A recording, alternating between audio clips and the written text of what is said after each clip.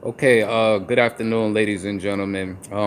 Like you already know, in some last couple of previous videos, you know that I moved the US General 5-drawer tool cart from out the shop, but we still are in the shop, still getting to it. We still have a month and some change left in the shop, but I got a lot of equipment out of the shop ahead of time for my convenience. I don't tend to do things at the last minute. Um, at the prior moment, we aren't servicing walk-in customers. We're only really servicing mainly more fleet vehicles and rent-a-service vehicles. Um, in one of the videos, a gentleman commented on a video by the name of Joshua, I believe, and he was asking about the Milwaukee stubbies. Unfortunately, I left the stubbies with most of the majority of my equipment, but I do have the hex here with me.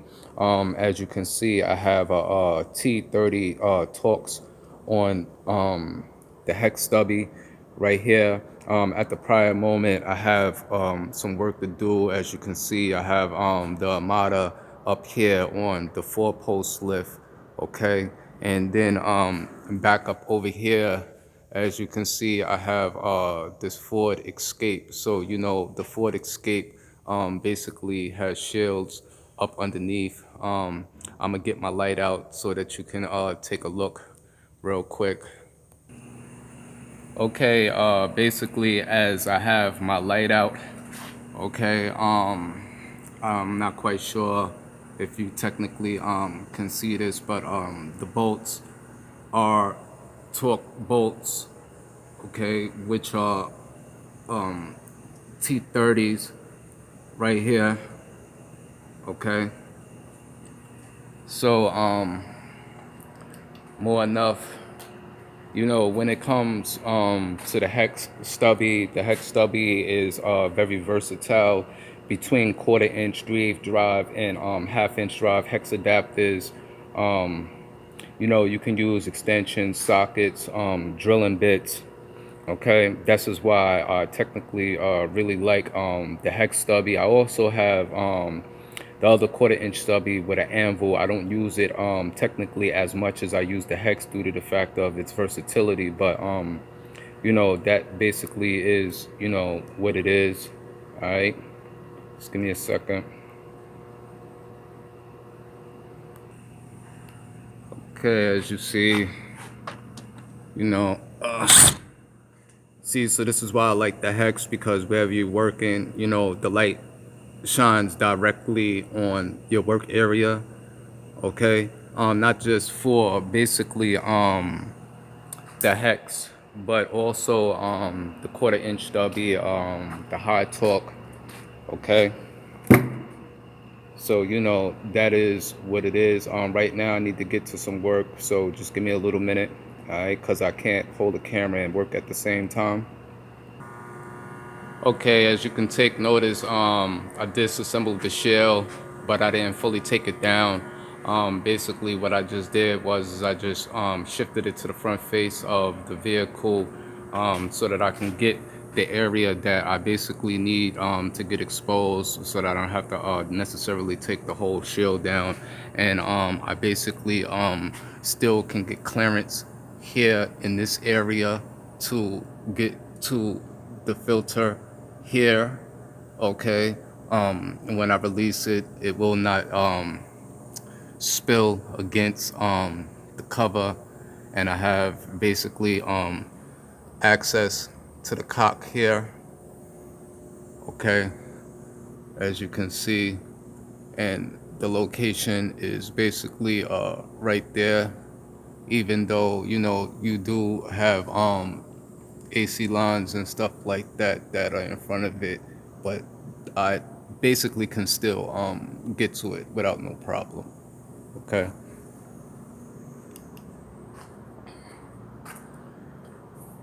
So just give me a minute. Okay.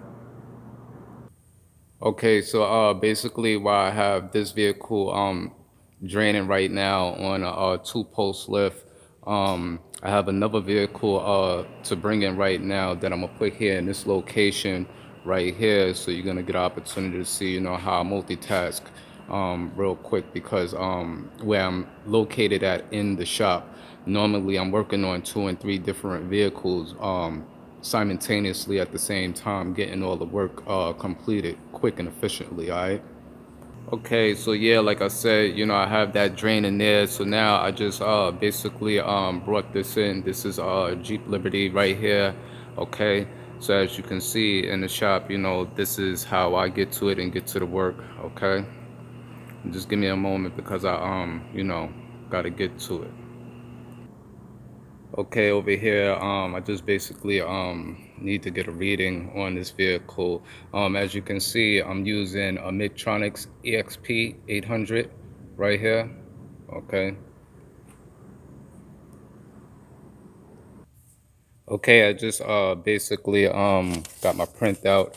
As you can see, here the battery is rated for 795 co-cranking amps, but it's only measuring at 538 co-cranking amps. The voltage is 12.43 volts. As you can see, the battery fails to meet the industry's standards specifications. Okay, so basically this battery definitely needs to be replaced right now. So I'm gonna get this information to the service writer so that he can take care of this and draw up the paperwork while I basically get to the next vehicles. Okay, real quick, as what you're taking a look at is the OTC Professional Memory Saver, and as you can see, the part number is 3177A. Okay, on replacement and removal, I suggest to use memory savers, but on some vehicles, the memory savers I would not suggest, especially on certain particular BMWs and certain particular Mercedes Benz. Okay. Okay, as you can see, I got the Ford Escape up out of here. Okay, so now I'm over here getting back to this. As you can see, I have my new battery right here. So I'm about to get the old one out, all right, and get to it. Okay, yeah, like I said, this is for Joshua right here. So as you can see, all right, I got my hex and I have a 10 millimeter flank drive chrome socket. Normally, in most instances, with impacts and like say the hex and the stubby, I don't normally use chrome sockets. I normally use them only for removal purposes, not for impacting purposes. Okay, so get over here, you know what I'm saying? So as you can see,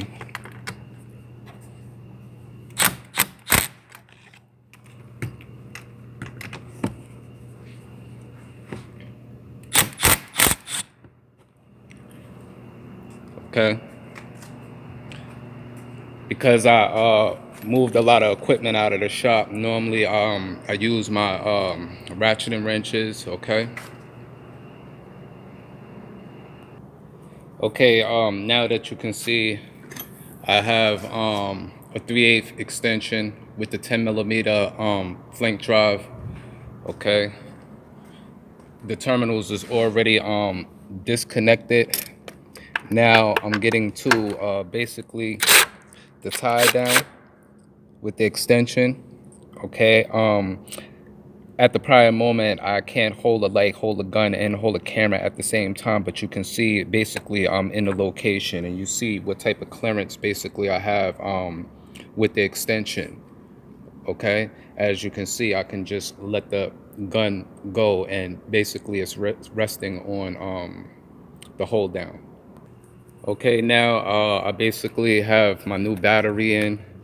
Okay, so now um I'm basically fastening everything back down. Okay, just give me a second. Okay, so now as you can see, I have the new battery installed. Quick advice, when tightening down the terminals, technically, especially when using an impact driver, you don't want to tighten the terminals actually too tight, because what happens throughout time, especially a lot of customers They don't always know how to service their vehicles properly, and basically what starts to happen is the terminals start to swell. Sometimes, you know, they get corroded. So when it come time to disassemble the battery and take the terminal leads off the heads, sometimes it's hard to get them off because the terminals are so swollen. And because as you can see here, there's a lot of times they be so tight. Okay, so just a little, you know, advice upon that right there. All right. Okay, so basically, since since I took a lot of equipment from out of the shop, and as you can see, you know, a couple of items that I keep around, as you can see, that allows low profile oil filter socket set. As you can see right there is a snap-on ratcheting adapter on a 1/2 inch Proto USA made breaker bar. Okay, what you see right there is basically two Craftsman extensions. um, the impact universal swivel actually is a Harbor Freight item. Pittsburgh Pro. I don't really own too many Harbor Freight tools, and the reason why, I don't know if you're gonna be able to see this clear enough, because I'm trying to hold the camera at the same time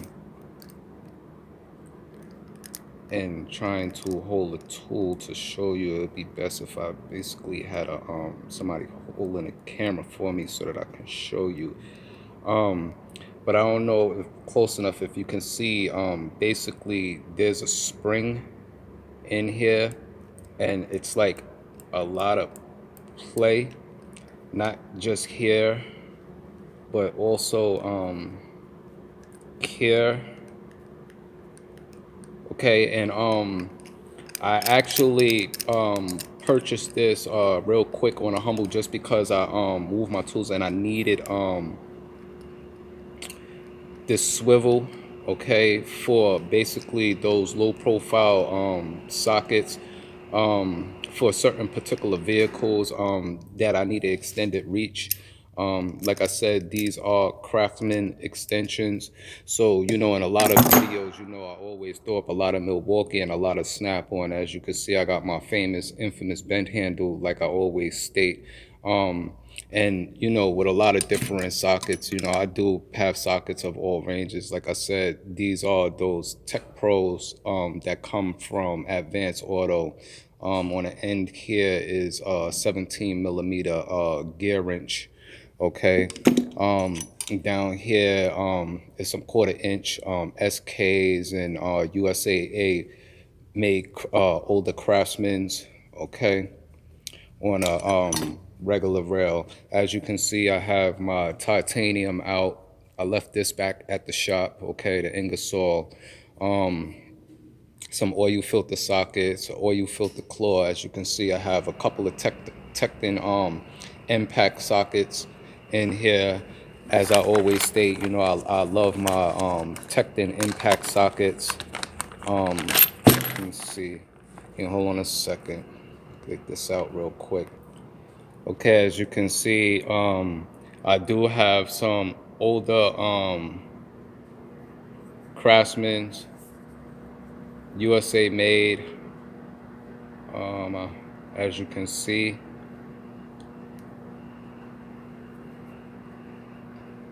seventh, eighth. Okay. I don't know if you can see that, or whether it's focusing in the part number. Okay. Some Torx, as you can see, Craftsman. Okay. This reducer right here, as you can see, this is a brand of Mac Tools Expert. Okay, I do have Expert sockets sets in 3/8 drive and 1/4 inch. Okay, so just as well as you see me throwing up a lot of snap-on tools and Milwaukee tools and Gray Pneumatic and a few others, it's not to say basically that I'm biased to using any type of brand tools, because I do actually have all of those other different brand tools. I just never do a review on them, because there's only but certain pieces that I have. It's not like I have complete sets of them. You know how people throw up Carlisle and Napa. As you can see, these channel locks, Care, Carlisle, Napas. Okay, here's a USA made Craftsman's oil filter claw. As you can see, made in the USA, part number 20529. Okay, I just wanted to put that out there, because you know in the past I have thrown out more than a lot of different videos, specifically, you know, on tool truck brand tools and some non-tool truck brand tools such as Milwaukee. Okay, so just to give you a little idea, you know, of what I do, like I always state, torque sticks that I use are basically snap-on and Stillman Pros. Okay,